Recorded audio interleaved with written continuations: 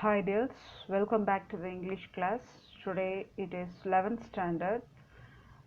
We are going to learn the Unit 4 Prose Tight Corners by Edward Verrall Lucas. Let's know about the author first.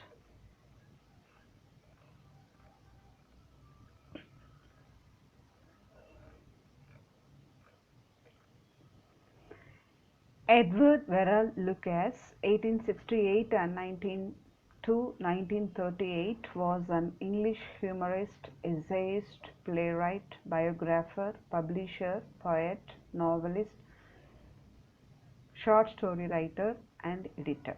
So, எவ்வளோ செஞ்சுக்கிறார் பாருங்க. See here, English humorist, நகைச்சுவை எழுத்தாளர், essayist, சில டாபிக்ஸை எடுத்து அதை கட்டுரையாக எழுதியிருக்கிறாரு.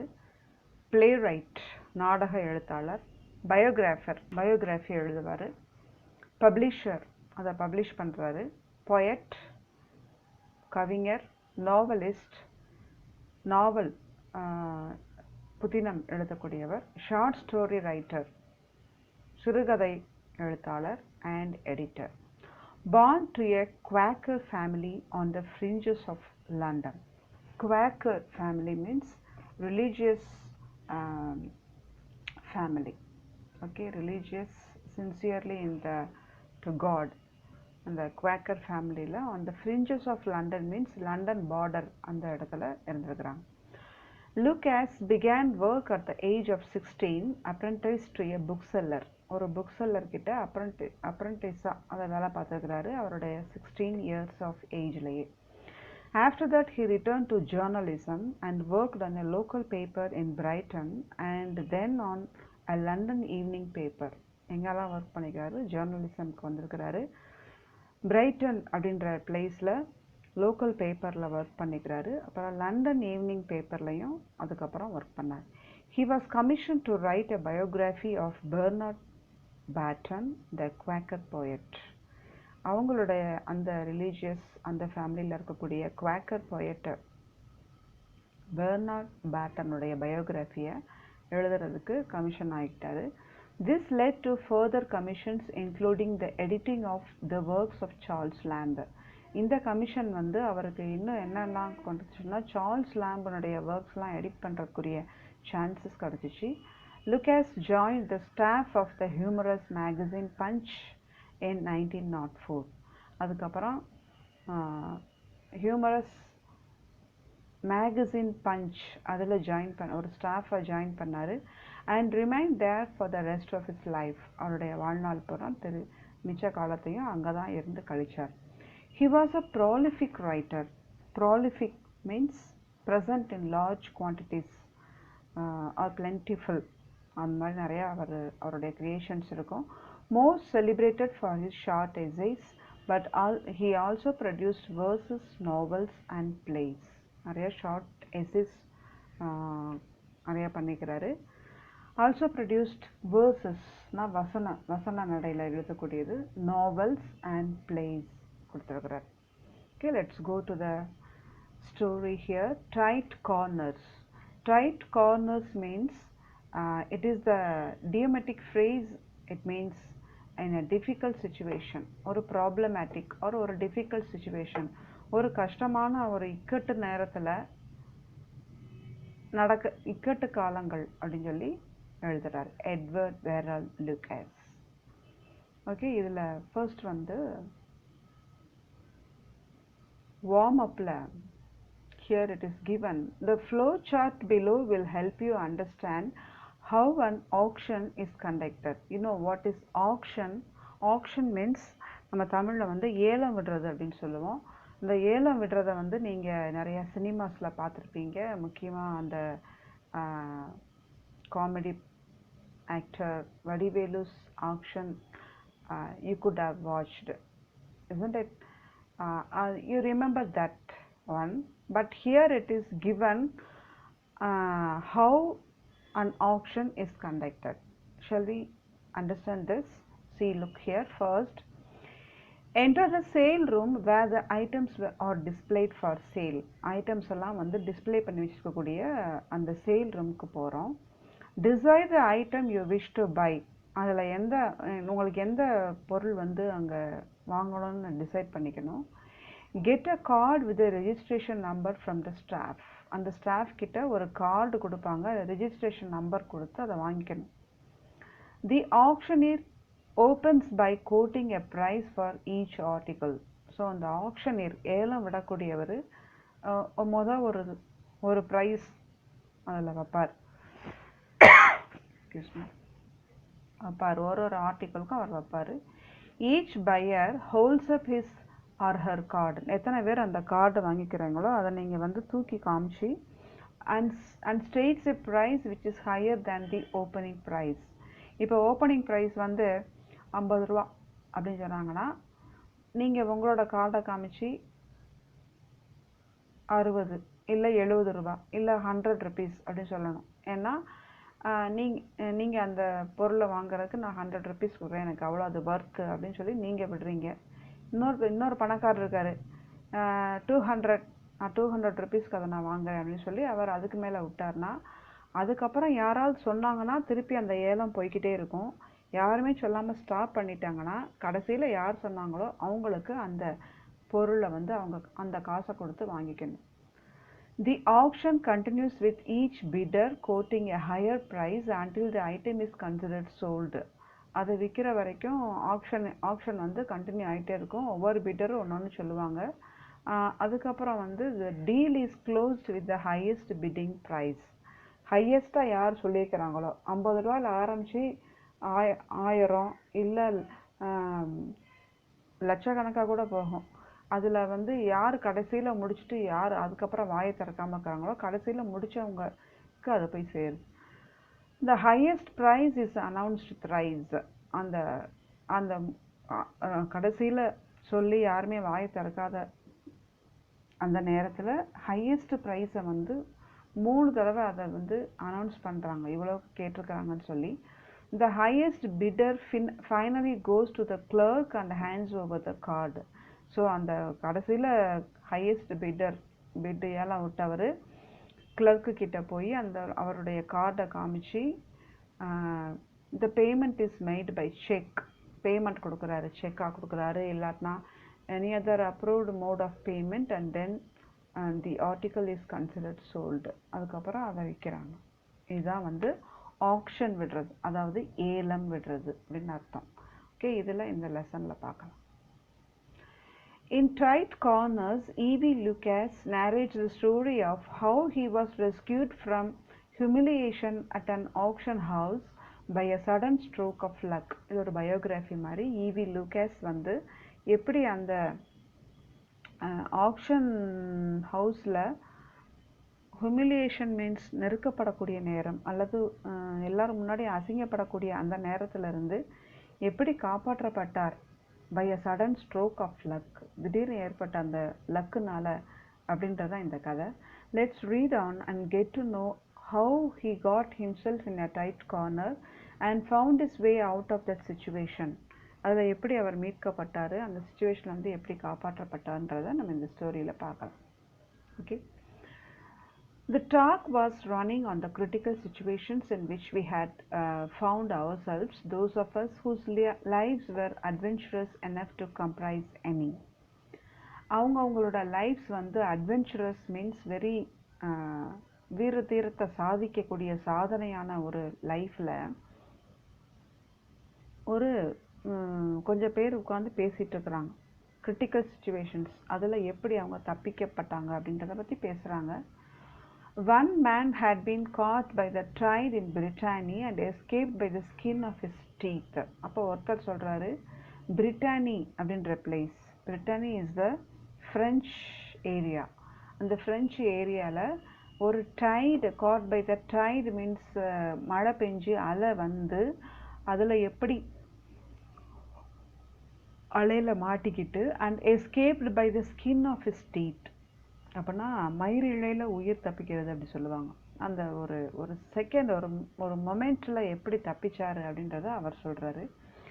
Another had been on an elephant when a wounded tiger charged at it.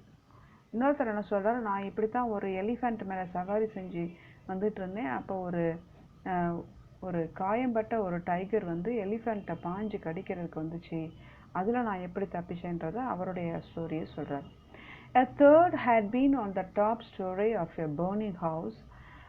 ஒரு தேர்டு ஒருத்தர் அவருடைய கதை என்ன சொல்கிறாரு, ஒரு எரியக்கூடிய ஒரு ஸ்டோரி மீன்ஸ் நிறையா பில்டிங்ஸ் இருக்கக்கூடிய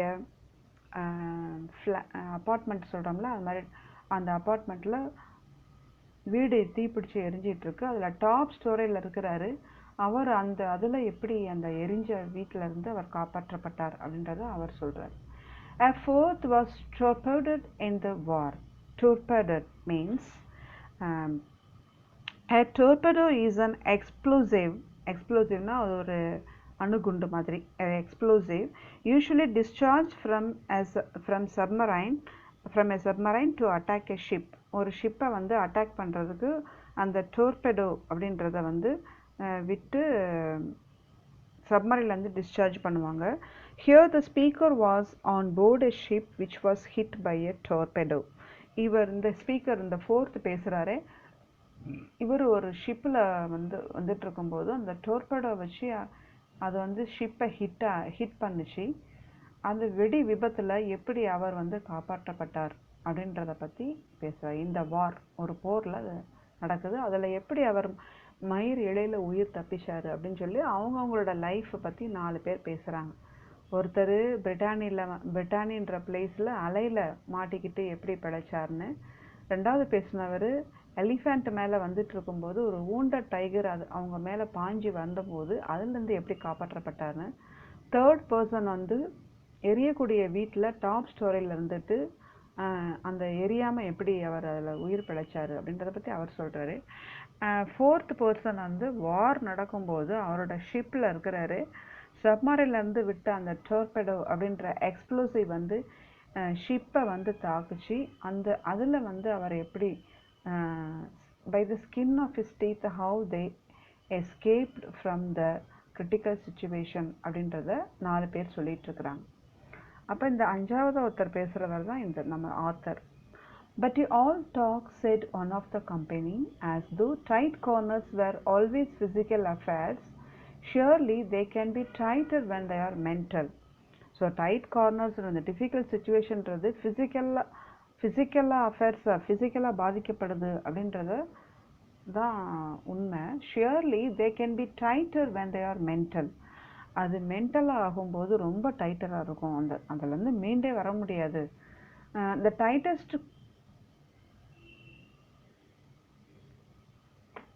tightest commer I was ever in was at Christie's.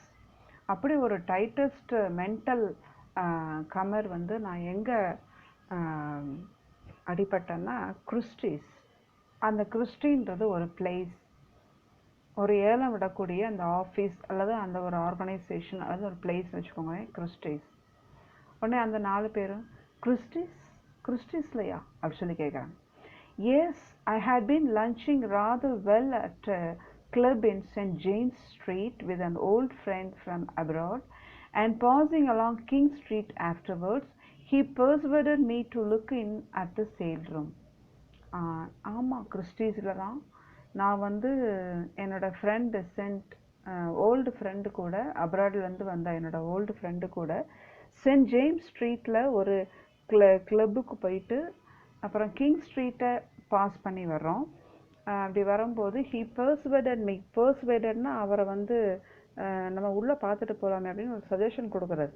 அதாவது சஜஷன் கொடுத்து கட்டாயப்படுத்தி உள்ளுக்குள்ளே பார்த்துட்டு போகலாம் அப்படின்னு சொல்லி அவர் தூண்டி விடுறது. He persuaded me to look in at the sale room. இந்த சேல் ரூமில் என்ன நடக்குதுன்னு போய் பார்த்துட்டு போகலாமா அப்படின்னு சொல்லி கேட்குறாரு. The place was full. Already the place was full, நிறையா பேர் அங்கே இருக்கிறாங்க. They were selling Barbizon pictures and getting tremendous sums for each, 2,000, 3,000 for little bits of things, forest scenes, pools at evening, shepherdesses, the regular subjects. அங்கே பார்த்தீங்கன்னா Barbizon pictures means French school of painters, French paintings அதை வந்து வித்துட்ருக்குறாங்க. அதில் and getting tremendous sums for each. Tremendous means very big. எப்படி விடலாம் பாருங்கள், 2000 3000 for little bits of things. கொஞ்சம் சின்ன சின்ன திங்ஸுக்கெல்லாம் வந்து பெரிய அமௌண்ட்டு கொடுத்து வாங்கிட்டு போகிறாங்க. அதனுடைய பிக்சர்ஸ்லாம் பார்த்தீங்கன்னா forest scenes and pools at evening, shepherdesses, the regular subjects. You could have surfed through the net and you could have referred this Barbizon pictures in the net. Okay, you look at that and you can know well than this. Nothing went for 3 figures at all. அதாவது 3 figuresனால் இங்கே வந்து 3 numbers, அதாவது 1000 2000 3000 அதுக்கு மேலே தான் ஆரம்பிக்கிறதே தவிர 3 figures 1000க்கு கீழே 999 800 அந்த மாதிரி இதுக்கு அங்கே சேல்ஸே கிடையாது. Well, we watched for a little while and then I found myself bidding too, just for fun. I had exactly 63 pounds in the bank and not enough securities to borrow 500 on, and here I was nodding away to the auctioneer like a plutocrat. See here, nothing went for 3 figures at all. 3 number வச்சு 3 digit வச்சு அங்கே சேல்ஸே கிடையாது. Well, we watch for a little while, கொஞ்ச நேரம் நாங்கள் அதை watch பண்ணோம். அப்புறம் நானே வந்து ஒரு ஃபன்னுக்கு, ஒரு விளையாட்டாக நம்மளும் ஒரு பிட்டிங் கேட்கலாம், ஒரு ஏலம் நம்மளும் கேட்கலாம் அப்படி சொல்லிட்டு இருந்தேன். But I had exactly 63 pounds in the பேங்க்கில் எனக்கு எக்ஸாக்டாக 63 பவுண்டு தான் இருக்குது. And not enough securities to borrow 500 on. அதுக்கு மேலே 500 பணம் யார்ட்டாவது வாங்கினா கூட எனக்கு போதுமான செக்யூரிட்டிஸ் கிடையாது, எந்த பக்கமும் அதுக்கு வழி கிடையாது. And here I was nodding away to the auctioneer like a plutocrat. Nodding means சும்மா தலையை ஆட்டி நம்மளும் ஒரு ஏலம் விடுற மாதிரி நடிச்சுக்கலாம், ஒரு பணக்காரற மாதிரி நடிச்சுக்கலாம்னு சொல்லிட்டு. Here plutocrat means it is a blending word. It means bloated and aristocrat. Aristocratனா wealthy person, bloated means fat, அதாவது பணக்கார குண்டு மனிதராக ஜைஜாண்டிக்காக போய் உட்காந்துக்கிட்டு இவரும் தலையை ஆட்டி அங்கே இருக்கிற மாதிரி ஒரு ஆக்ஷன் கொடுக்குறாரு. You'll get caught, my friend said to me. அவனோட ஃப்ரெண்டு சொன்னா, ஏய் நீ மாட்டிக்கு போறடா சொல்கிறார். No, I shan't, I said. I'm not going to run any risks. நான் ஒன்றும் மாட்டிக்க மாட்டேன், நான் ஒன்றும் பிட் பண்ண மாட்டேன், நான் இந்த மாதிரி ரிஸ்க்குக்கெலாம் போக மாட்டேன் அப்படி சொல்கிறோம். And for a long time I didn't. So ரொம்ப நேரம் பார்த்துட்டு தான் இருந்தேன், நான் ஒன்றுமே பிட்டெலாம் கேட்கல. And then a picture was put up and a short-faced man in a new top hat, some well-known dealer who had bought quite a number, rectified the room by starting the bidding at a figure a little higher than any that he had yet given or that anything had reached. So இங்கே வந்து ஒரு red-faced man வந்துட்டு அவன் என்ன பண்ணான், bid விட ஆரம்பிக்கிறான். Top hat, some well known dealer who had bought quite a number, electrified the room. அவர் வந்த உடனே ரூமெல்லாம் ஷாக் ஆனாங்க. Electrified means very shocking. இப்போ இங்கே என்ன சொல்ல வரோம், அந்த narrator guessed that the man might be a dealer as he had bought quite a number of items. இந்த மேன் தான் டீலராக இருக்கணும், ஏன்னா நம்பர் ஆஃப் ஐட்டம்ஸ் அவர் தான் வச்சுருக்கிறாரு அப்படின்னு சொல்கிறாரு. Although the previous lots had run into 4 figures, they had all been modestly started at 50 guineas or 100 guineas, with a gradual crescendo to which I had often been safely contributing. So first of all, although means the previous lots வந்து 4 figures இருந்தா கூட they had all been modestly started at 50 guineas. 50 guineasலாம் மாடஸ்டாக start பண்ணாங்க. அப்புறம் ஒரு 100 guineas with a gradual crescendo means progress towards a climaxக்கு கொடுக்குற மாதிரி ஒரு gradual crescendo to which I had often been safely contributing. நான் எப்பவுமே சேஃபாக கான்ட்ரிபியூட் பண்ணிட்டு தான் இருந்தேன். But no sooner was the new picture displayed Then the dealer made his sensational bid 4,000 guineas, he said. The new picture display பண்ண கூட இல்லை, அதுக்குள்ளே அந்த டீலர் வந்து சென்சேஷனல் பீட் விட்டார். 4,000 guineas அப்படின்னு சொல்லி ஸ்டார்ட் பண்ணார். There was a rustle of excitement. Rustle means ஒரு சலசலப்பாங்க, எல்லாரும் கொஞ்சம் கொஞ்சம் பேசிக்கிறாங்க, எக்ஸைட்மெண்ட் ஆகுறாங்க. And at the end of it, I heard my own voice saying, and 50. See, look at this sentence well here. I heard my own voice saying. அதாவது நானும் சொன்னேன்னு சொல்லலை, தெரியாமல் சொல்லிட்டார், தெரியாமல் வாய் விட்டுட்டாரு. அதைத்தான் வந்து என்னோட வாயை தெரியாமல் சொல்லிருச்சு, வித் அன்நாலேஜபிள் அப்படின்றத சொல்ல வராது. I heard my own voice saying and 50 means 4,050 அப்படின்னு சொல்ல வராது. Okay. A terrible silence followed. அதுக்கப்புறம் பார்த்தீங்கன்னா ஒரே அமைதியாக இருந்துச்சு. During which the auctioneer looked enquiringly first at the opener and then at the company generally. ஓப்பனர்னா ஃபஸ்ட்டு ஆரம்பித்த அந்த டீலரை பார்க்குறாரு, அதுக்கப்புறம் கம்பெனியை பார்க்குறாரு. To my surprise and horror, the red-faced dealer have no sign of life. I realize now, as I ought to have done at first, that he had shot his bolt. So இவர் வந்து அவரோட surprise, to my surprise and horror, ஒரே இவருக்கு திக்குன்னு ஆகிப்போச்சு. சர்ப்ரைஸாகவும் இருக்குது, ஒரே horror means பயமாகவும் இருக்குது. பார்த்தா அந்த the red face dealer have no sign of life. அந்த ரெட் ஃபேஸ் டீலர் வந்து செத்து போன மாதிரி, முகம் செத்து போன மாதிரி நிற்கிறார். இவர் என்ன ரியலைஸ் பண்ணுறாரு, நான் தான் இப்படி அமைதியாக இருந்திருக்கணும், நான் இப்போ வாயை விட்டு வாரி மாட்டிக்கிட்டேனே அப்படின்னு சொல்லி யோசிச்சுட்ருக்கார். 4,050 guineas offered, said the auctioneer, again searching the room. ரூமில் இதே தேடி பார்த்துட்டு அந்த ஆக்ஷனியர் வந்து ஏலத்தை ஸ்டார்ட் பண்ணுறவர் சொல்கிறார், 4,050 guineas offered அப்படி சொல்கிறார். My heart stopped, my blood congealed. என்னோட இதயமே நின்று போச்சு, என்னோட பிளட்டெல்லாம் உறைஞ்சி போயிடுச்சு. என்னன்னு பார்த்தீங்கன்னா, there was no sound but a curious smothered noise from my friend. ஒரே சத்தமே இல்லை, ஆனால் ஒரு சப்ரஸ்டாக ஒரு சத்தம் மட்டும் அவங்க ஃப்ரெண்டு பக்கத்தில் வந்து சொல்கிற மாதிரி கேட்குது. 4,050 guineas, any advance on 4,050 guineas, and the hammer fell. இந்த 4,050க்கு மேலே யாராவது கூட ஏலம் கேட்குறீங்களா அப்படின்னு சொல்லி ஆப்ஷன் கேட்குறாரு. யாருமே எதுவுமே சொல்லாதனால ஹேமர் ஃபெல், சுத்தியலை அடிச்சிட்டாங்க. 4,050 guineas, 4,050 guineas, 4,050 guineas அப்படின்னு சொல்லி 3 தடவை அடிக்கிற மாதிரி சுத்தியலை வந்து விழுந்துருச்சு. That was a nice pickle to be in. Here was I with 63 pounds in the world and not 500 pounds worth of securities. இந்த ஒரு 500 pounds ஏட்டா கடன் வாங்கினா கூட எனக்கு ஒரு செக்யூரிட்டிஸ் கிடையாது. The purchaser of a picture which I didn't want. ஆக்சுவலாக இந்த பிக்சரை வந்து எனக்கு பிடிக்கவே இல்லை வாங்கிறதுக்கு. For 4,050 guineas, the top price of the day. அந்த அன்னைக்கு 4,050 guineasக்குரிய அந்த டாப் ப்ரைஸை அந்த அவ்வளோ காசை கொடுத்து எனக்கு அந்த பிக்சரை வாங்கிறதுக்கு எனக்கு பிடிக்கவே இல்லை சொல்கிறான்.